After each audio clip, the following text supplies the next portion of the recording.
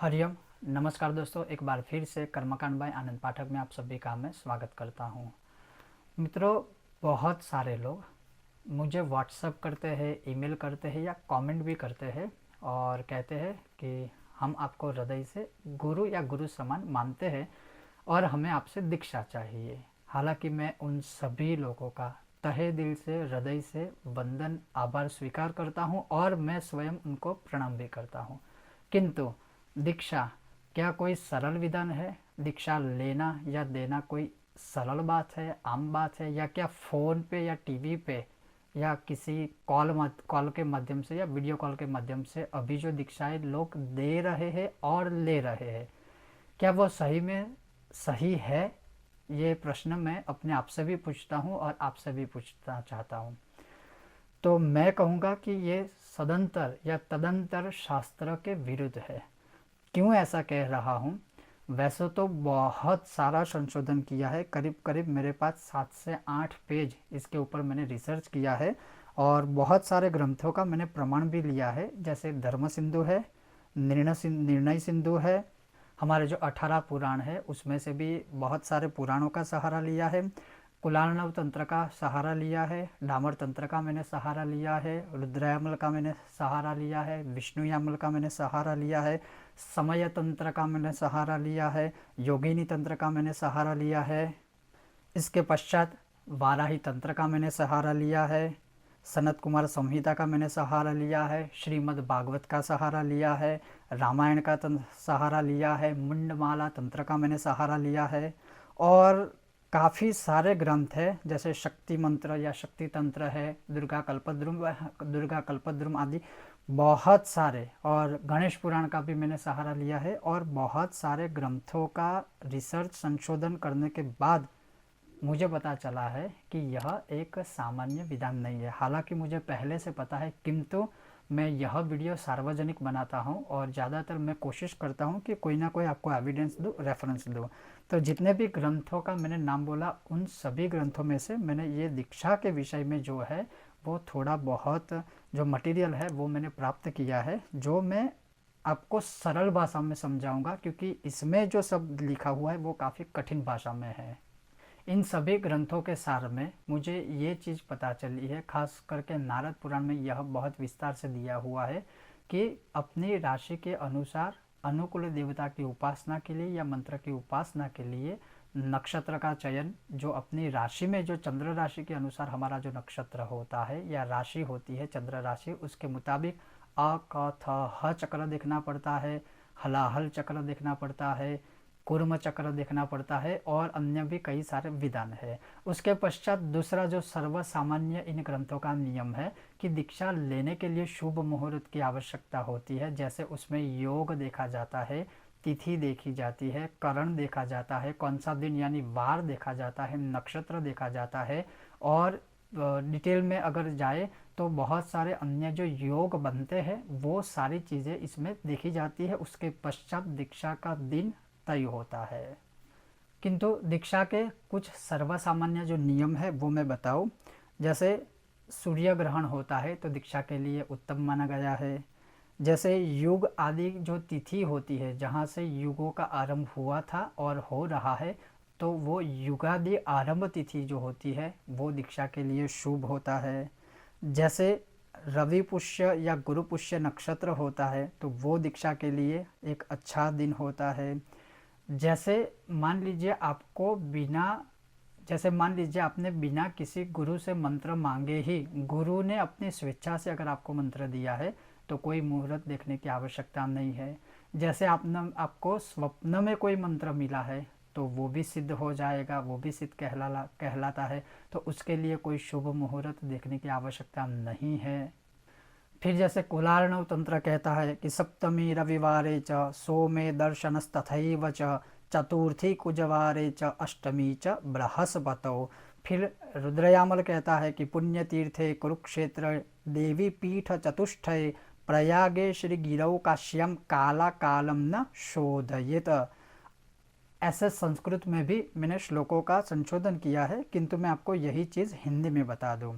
जैसे यामल के अनुसार सूर्य ग्रहण में श्रीम या श्रीम से शुरू हो रहे जो मंत्र होते हैं वो, ह्रीम या ह्रीम से शुरू होने वाले जो मंत्र है वो, क्लीम या क्लीम से शुरू होने वाले जो मंत्र है, या फिर दुर्गा मंत्र, देवी के जो भी मंत्र है वो अगर आप दीक्षा में लेते हो तो उससे मोक्ष की प्राप्ति होती है, किंतु सूर्य ग्रहण के समय।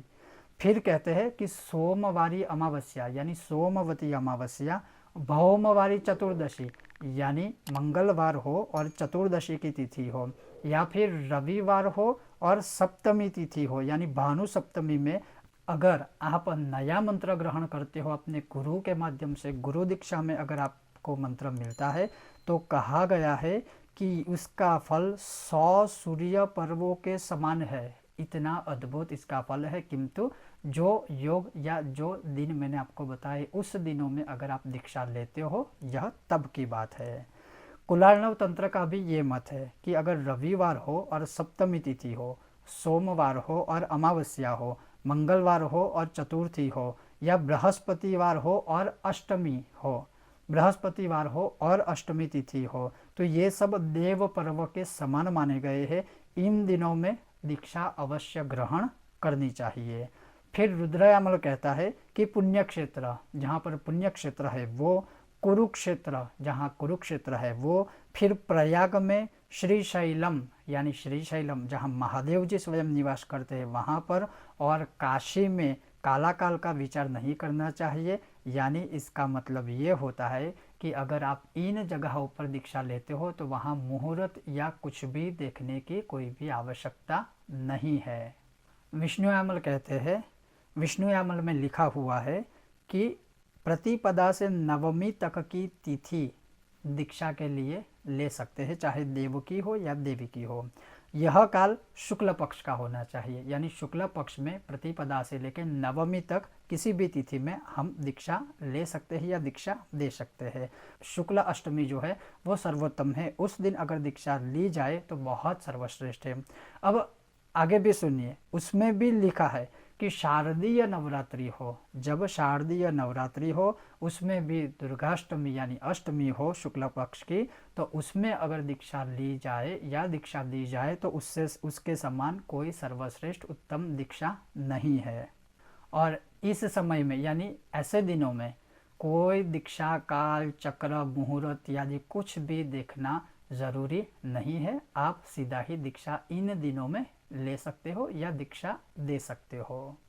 फिर कहा है कि जब संकष्ट चतुर्थी मंगलवार युक्त हो, जिसे हम अंगारकी चतुर्थी भी कहते हैं, अगर अंगारकी चतुर्थी होती है तो अंगारकी संकष्ट चतुर्थी से लेके पंचमी, षष्ठी और सप्तमी, यानी अंगारकी चतुर्थी मंगलवारी संकष्ट चतुर्थी से लेके पंचमी, षष्ठी और सप्तमी तक ये जो 4 दिन होते हैं वो दीक्षा के लिए उत्तम माने गए हैं, और इसमें भी कोई शुभ मुहूर्त आदि देखने की आवश्यकता नहीं है।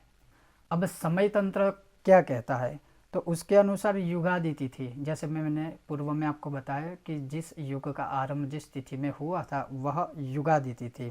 फिर कहते हैं अपने जन्म दिवस के दिन।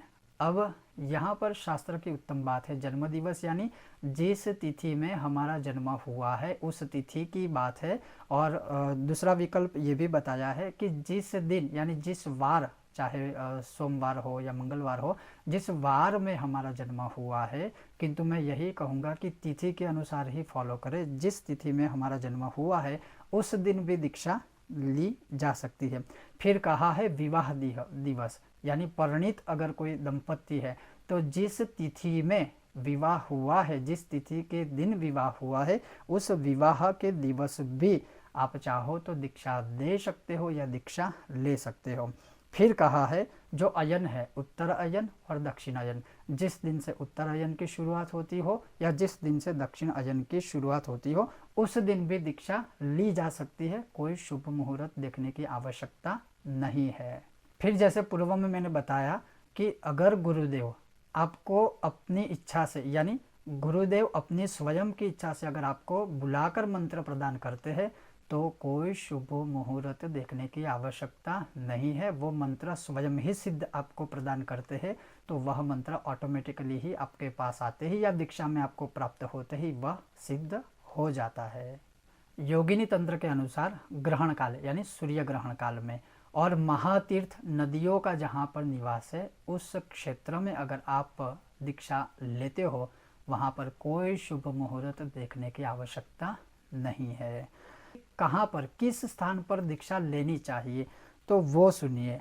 तो जैसे जिन ग्रंथों का मैंने आपको पहले नाम बताया उसी ग्रंथ में यह प्रमाण दिए हुए हैं। जैसे गौशाला में दीक्षा ले सकते हैं, गुरु गृह यानी जहाँ पर अपने गुरु का निवास होते हैं उनके घर में, उनके घर जाकर आप दीक्षा ले सकते हो। जैसे रामायण की एक चौपाई है जहाँ यह शब्द सुन के मुझे याद आ गया, गुरु गृह गए पठन रघुराई अल्पकाल सब विद्या पाई, कि गुरु के घर में जाकर, गुरु के वहाँ जाकर विद्या या मंत्र दीक्षा ली जाती है। गुरु को अपने वहाँ बुलाकर कभी नहीं ली जा सकती, या ना ही गुरु से वो आशा अपेक्षा हमें रखनी चाहिए। गुरु के घर पर जाकर दीक्षा हमें लेनी चाहिए। फिर कहा है देव या देवी के मंदिर में दीक्षा ले सकते हैं। फिर पुण्य क्षेत्र में, जहाँ पुण्य क्षेत्र होता है वहाँ हम दीक्षा ले सकते हैं। उद्यान जहाँ बाग बगीचा होता है पवित्र, वहाँ पर दीक्षा ले सकते हैं या दे सकते हैं। फिर तीर्थ नदी के तट पर किनारे हम दीक्षा ले सकते हैं या दीक्षा दे सकते हैं। फिर आंवले का जो वृक्ष है वहाँ पर दीक्षा ले सकते हैं या दीक्षा दे सकते हैं। फिर जो बिल्व वृक्ष होता है, बिल्व का जो पेड़ होता है, वृक्ष होता है, वहाँ पर दीक्षा दे सकते हैं या दीक्षा ले सकते हैं। जहाँ पर पर्वत होता है, जहाँ पर देव या देवी का निवास है, जिन पहाड़ों पर, वहाँ पर दीक्षा ले सकते हैं या दीक्षा दे सकते हैं। फिर गंगा नदी के तट पर दीक्षा दे सकते हैं या दीक्षा ले सकते हैं। हालांकि यहाँ तो लिखा है कि गंगा नदी के तट पर अगर दीक्षा ली जाए तो कोटि गुना यानी 1 करोड़ गुना वह फल देती है। फिर गया में, फिर कोणार्क में, फिर चंद्रशेखर पर्वत पर और मातंग देश और कामाख्या देवी के सानिध्य में दीक्षा ली जा सकती है या दीक्षा दी जा सकती है। तो आपने सुना, मैंने कई ग्रंथों का सार सरल भाषा में आपको समझाने की मेरी पूरी कोशिश थी और मैंने पूरी कोशिश की है। आशा है, अपेक्षा है कि आपको यह सरल भाषा में समझ आया भी होगा। अब आप ही सोचिए, क्या वीडियो कॉल के माध्यम से, क्या मोबाइल के माध्यम से, क्या टीवी के माध्यम से दीक्षा ली जा सकती है या दीक्षा दी जा सकती है? इसी वजह से यह जो प्रश्न मुझे लोगों ने पूछा है, मैंने आज तक उनको कभी उत्तर नहीं दिया है। आज ऐसा समय चल रहा है कि किसी को वो गुरु बनना है, किसी को भी शिष्य बनाना है, किंतु हमारा ये नियम नहीं है और ना ही हम किसी और पर उंगली उठा रहे हैं। किंतु हम ये मानते हैं कि जहाँ तक शास्त्र में जो लिखा है वही हमें फॉलो करना चाहिए। जो मैंने आपको बताया वह सब शास्त्र सम्मत है। कोशिश रही है कि आपको बहुत सरल भाषा में मैं ट्रांसलेट करके समझाऊं और मैंने वही कोशिश की है। तो आपको यह विषय वीडियो कैसा लगा अवश्य हमें बताइए, और अगर आपको यह विषय वीडियो पसंद आया है तो बिना भूले हमारे वीडियो को लाइक करें, ज़्यादा से ज़्यादा शेयर करें और हमारी चैनल को सब्सक्राइब भी कीजिए। साथ ही मैं कहना चाहूँगा वीडियो के अंत में, इसी विषय से जुड़े और भी कई सारे संशोधन हमारे पास है। मैंने बहुत संशोधन किया है, जैसे भिन्न भिन्न कई विद्वानों के मत है, ऋषि मुनियों के मत है, तो वो भी मैं कुछ समय में आपको बताऊंगा। ये था हमारा आज का वीडियो। आप सबका बहुत बहुत धन्यवाद। जय श्री कृष्ण।